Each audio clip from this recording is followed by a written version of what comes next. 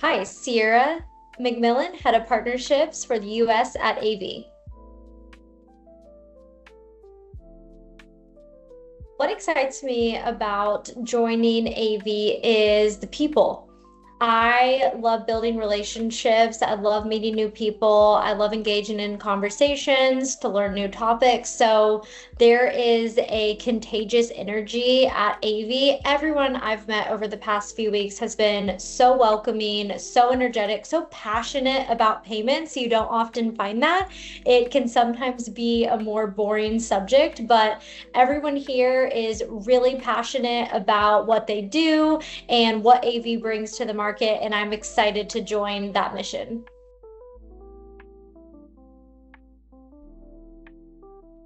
One thing that excites me about Aevi is learning something new. So I've spent several years in e-com, card not present, transactions, and data security, but I haven't spent a lot of time in the card present space. And there's several complexities and certifications that come with the card present space. So I'm excited to dive in and learn more about this side of the industry.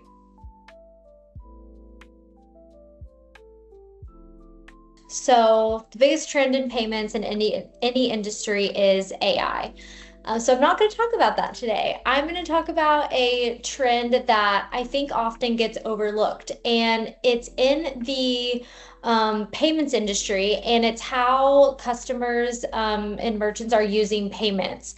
So the future of payments isn't about adding more payments and more complexity into the end-to-end solution. It's about how to make payments become invisible in your daily life. So think about it. When you jump in the car and go to the store, a few years ago, you probably brought your wallet. You probably had your cards in your purse or your pocket, but now you just bring your phone. I find myself all the time running out of the house with just my phone. And I'm not thinking about how I'm going to pay at the store. I'm thinking about what I'm going to buy at the store, or am I even going to go into the store today? Am I just going to drive up and pick it up and tap to pay on a device when someone brings me my bags and to, my window? But one thing that I think merchants need to start thinking about is how do they adapt to that customer experience? How do they adapt to the way people want to pay now? So are people wanting to, tap and go, walk in and out and pay, use biometrics for their hand or their palm, their face to be recognized, and that be the form of payment? So making that payments journey seamless and almost taking the complexity out of it, I think is a trend that we should all be talking about.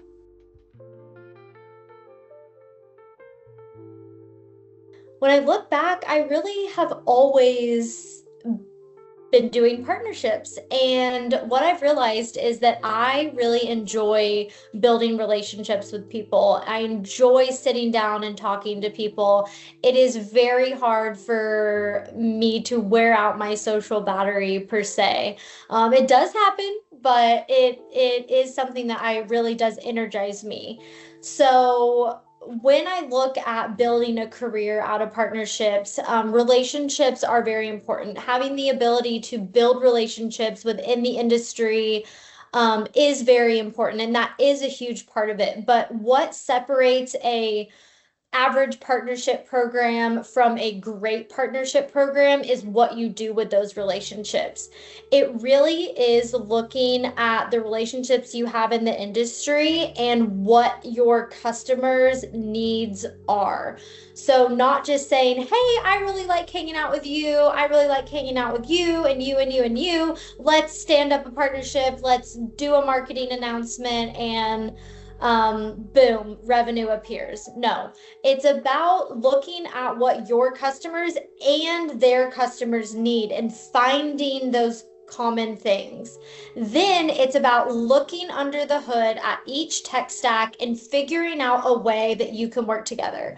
So, a great example is finding joint customers. So, looking in the industry and saying, hey, we have a lot of our customers that also use this vendor. Let's go out to that vendor. Let's create a relationship. Let's look under the hood at what they're doing and why do our customers use both platforms. Then, what my team is tasked with is going out and figuring out how to make it easier for those two vendors to work together. That ultimately makes the customer's job easier from an integration standpoint. And then it makes the path easier for future customers to use both of our platforms. It ignites both of our platforms from not only a brand recognition standpoint, but also a product development standpoint. And then you multiply that. So you go out and you find more of those relationships that can propel your customers forward because your customers already use both platforms.